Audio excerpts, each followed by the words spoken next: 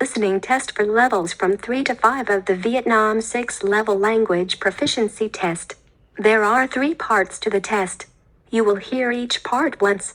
For each part of the test, there will be time for you to look through the questions and time for you to check your answers. Write your answers on the question paper. You will have 5 minutes at the end of the test to transfer your answers onto the answer sheet. The recording will now be start. Please ask any question now, because you must not speak during the test. Now open your question paper and look at part 1. There are 8 questions in this part. For each question there are 4 options and a short recording. For each question, choose the correct answer A, B, C or D. You now have 45 seconds to look through the questions and the options in each question.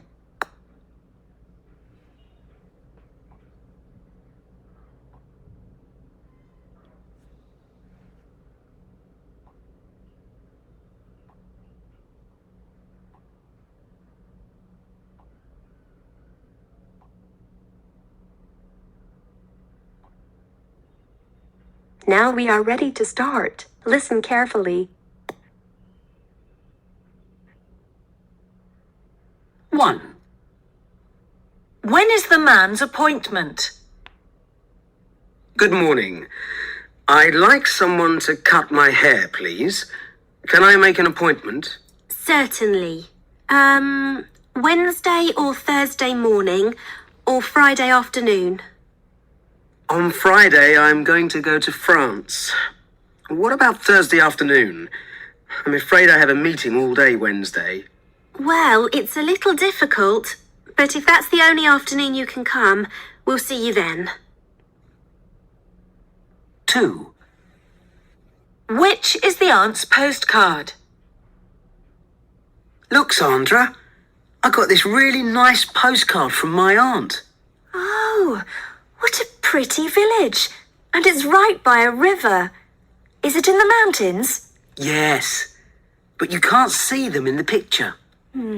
Perhaps they're behind those tall trees. 3. What time will the plane to Milan leave?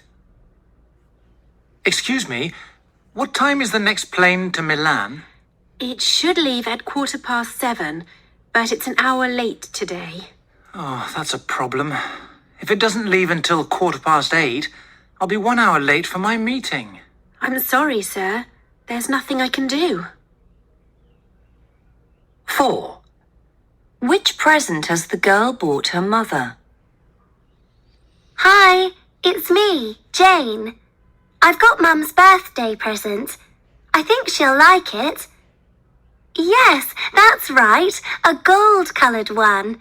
She's always writing letters, so she'll find it useful. I thought about a CD, but I'm never really sure what music she likes. And Dad's bought her a new pair of earrings for her birthday anyway. I'm sure she'll like what I've got her. 5. What time will the pie be ready? What time is it, Mom? Do you think the apple pie will be ready yet? It's 4:35. And the pie went into the oven at 4:15? That's right. You could check it at 5 and turn the heat down a bit, but don't take it out until 20 past. That's 45 minutes to go. Okay, I'm hungry already. 6. What time is the swimming lesson today? Hi, Judy. Do you want to play tennis after school? Say about 4:30. That would be fun, but I've got a swimming lesson. It's usually at 5:15, but it's half an hour earlier this evening at 4:45. It takes me ages to cycle to the swimming pool, so I really don't think I'll have time today. Let's try tomorrow. Okay. 7. Which subject does the boy like best? I really like the new IT teacher. Our project for this term is to design a new website. I've always wanted to know how to do that. The sports teacher is much more serious, but that's still my favourite subject. Last year, I used to really like geography, but the teacher we have now gives us so much homework. 8. Which t-shirt does the boy decide to buy? I'd like to buy a black t-shirt with short sleeves, please. Large size. I'm afraid the black ones have long sleeves, but we've got short sleeves in the lighter colours. Do you want a round neck or a V-neck? It must be round neck. Let me think. Okay. I'll take one of the short-sleeved ones. The colour's not so important, really. That is the end of part 1. Now turn to part 2. You will hear 3 different conversations. In each conversation there are 4 questions. For each question, choose the correct answer A, B, C or D. You will hear the conversations only once. Now open your question paper and look at the conversation 1. You now have 25 seconds to look through the questions and the options in each question.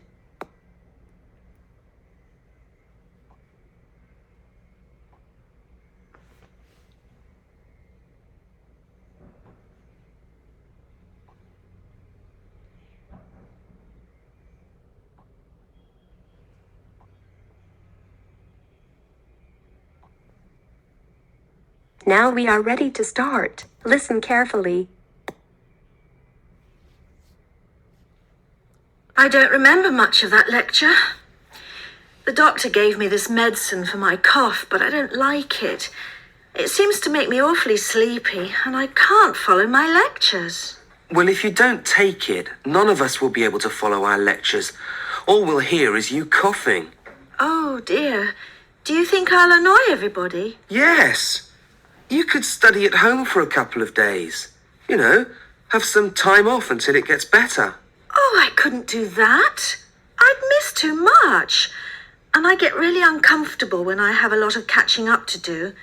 Last year I missed a whole week when I fell off my bike and had that enormous bandage on my hand. It took me ages to do all the work when I came back. Oh, you worry too much. You can work at home. Just get Mr. Gray to tell you which parts of the course book we'll be covering and read it yourself at home. All he does is go through the book anyway. You might as well do it yourself. Oh, that's a bit unfair. I think Mr. Gray's really nice. He's always willing to stay behind after class if you don't understand something. Being really nice and never in a hurry doesn't make him a good lecturer. Anyway, I think you should look after your health first. And ours. If we sit in that small, hot room with you for the next 3 days, we'll all have your cough by the end of it. Perhaps you're right. I don't care about myself, but I wouldn't like other people to blame me for their illnesses. I have got a bit of a temperature now, too. So maybe I'll go and see Mr. Gray after lunch and tell him I won't be at this afternoon's lecture. Or the next 2. Come on. You've got to get better. I suppose you're right. Then we can all go out as we planned at the weekend. Okay, then. I don't want to miss that. And I do feel ill. Now open your questions paper and look at conversation 2. You now have 25 seconds to look through the questions and the options in each question.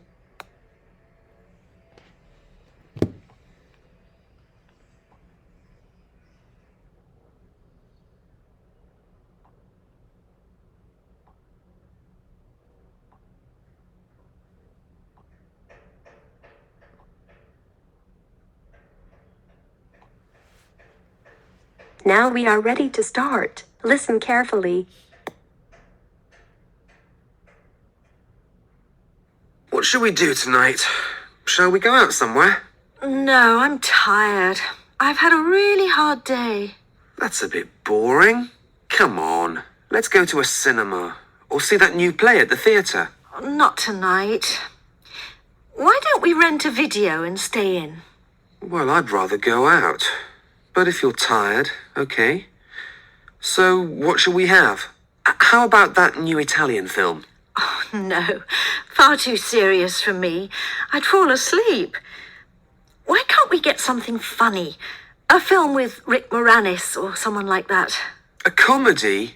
No, thanks. I'm not wasting my money. Well, I'll pay if you're going to be difficult about it. I'm not being difficult. I just don't want to see a comedy. Fine. Well, what else do you suggest then? How about a Robert De Niro? We've seen them all. Maybe, but they're great films. Let's watch one again. Now you're suggesting something that's a real waste of money. And I hate seeing films twice, you know that. Okay. What then? Oh, forget it. We're obviously not going to agree anyway. No, I tell you what. You go down to the video shop and choose a film. Whatever it is, I'll watch it. Really? And you won't be difficult or make me feel guilty? No! Go on, off you go. I'll make something to eat while you're out. Great! See you in a few minutes then. Bye. Now open your questions paper and look at conversation 3. You now have 25 seconds to look through the questions and the options in each question.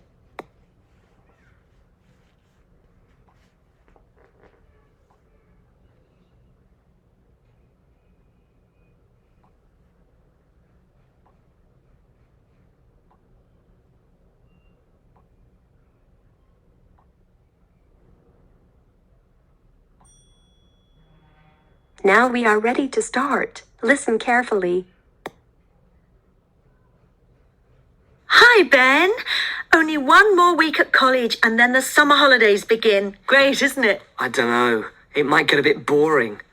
I don't think I've got enough money to go anywhere nice for a holiday this year. It would be nice to have lots of money to spend, but a good holiday doesn't have to be expensive. Oh, yes, it does. The best holiday I ever had was a few years ago when I went to Greece.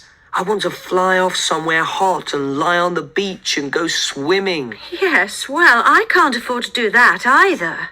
So what are you doing this summer?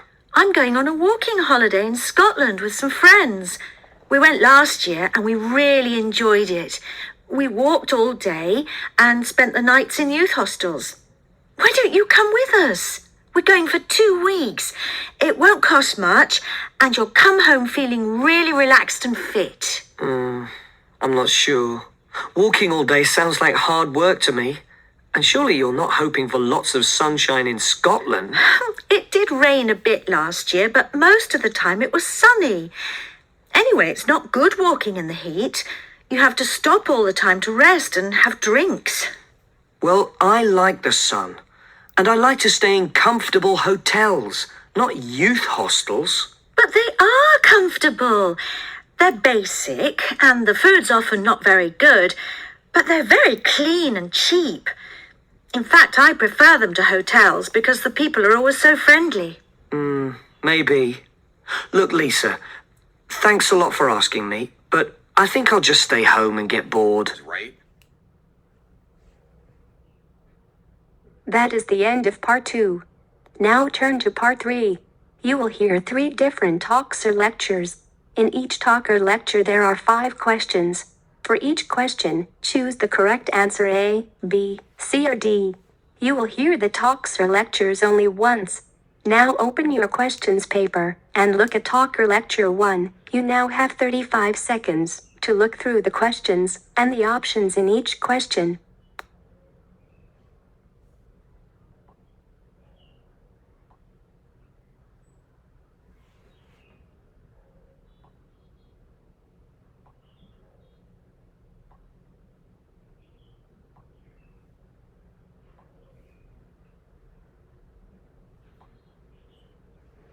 Now we are ready to start. Listen carefully.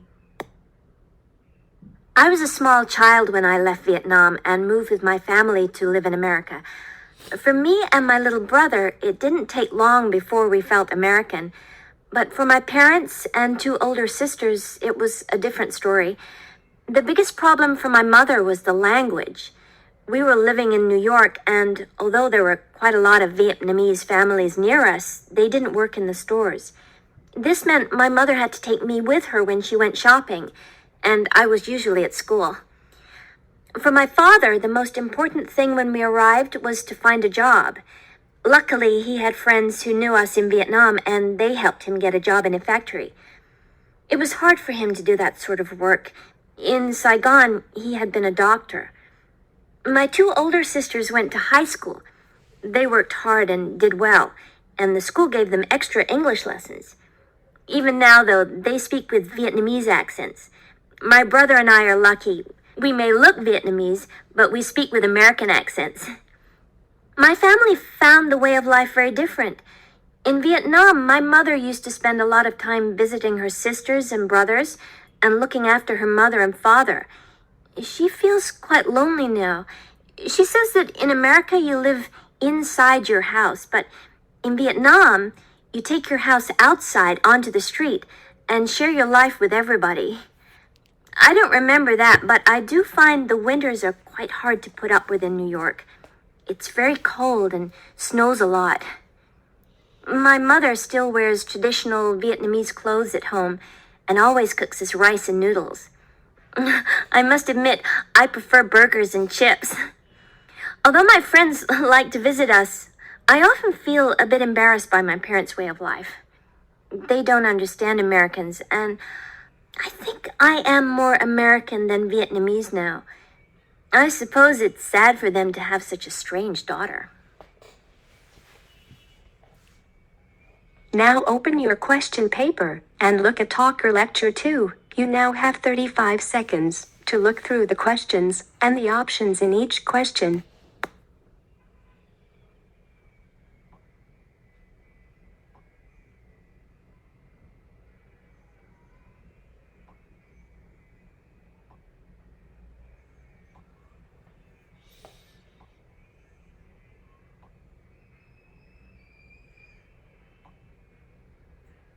Now we are ready to start. Listen carefully. In American schools, almost every classroom is a mix of boys and girls. However, it was not always this way. In the past, schools did not teach girls subjects like science and math. In 1972, a law called Title IX was made in America. It gave girls an equal chance at education. Since then, boys and girls have been taught together. Recently, though, some schools are reconsidering separating classes. This is different than in the past, however. Girls still learn the same subjects as boys. They just study without boys in the classroom. Why? Well, scientists know that boys and girls learn differently. They also behave differently in the classroom. Boys are louder and more confident. They like to talk and show what they know. In general, girls are quieter. They prefer to listen and think carefully before they give their answers. When boys and girls are together, the boys can be too dominant. Also, boys and girls can bother each other. Instead of thinking about the lesson, they think about each other. In a separated classroom, they behave better and can focus on studying. Another reason for separated classes is that boys and girls often like different things. For instance, boys prefer stories with action and adventure. In an all-boys English class, the teacher can choose books that will be interesting to boys. This way, they will be more excited about the stories. Not all the classes are separated, just the main subjects, like English, math, science, and social studies. Still, some teachers think that separate education is not good. They worry that boys and girls will not learn how to work well together.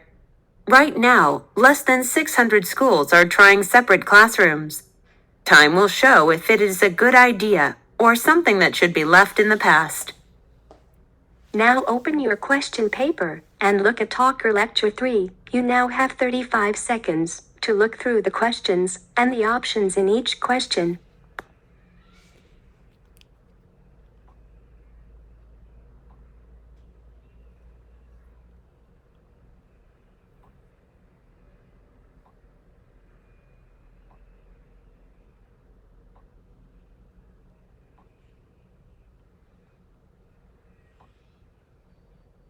Now we are ready to start. Listen carefully. Hi, I'd like to welcome all of you to the International Student Orientation at Norwalk College. I hope that your travels from your home country have been easy and that you are all settling in well. I believe I've met everyone, but just in case, I'm the Director for International Student Affairs, the person you can come to if you're having problems with your classes, your housing, visas. You're always welcome to stop by my office. We'll have several short workshops today, and we'll be talking about some common issues that international students face. The first one that I want to deal with is about communication, and in particular, nonverbal communication. Now, all of you have been studying English for some time. You have a good vocabulary, and you probably know all about verb tenses and modals and can ask directions and order from a menu. But communication is not only verbal. That is, talking is not the only language we use to communicate. Another way we communicate is through nonverbal communication, or body language. The term body language means the movements we use and the facial expressions we have, like smiling or frowning, the way we sit or stand, the way we touch or look at someone, the distance we stand from another person. Some psychologists say that more than 60% of our communication is actually done through body language. We do it without thinking or without ever having been specifically taught what the gestures or expressions mean. The problem is that body language is a little bit different in each culture, and this can often cause some problems with communication. Here's an example. In many places, it may be a little rude or disrespectful to look at another person directly in their eyes as you talk with them.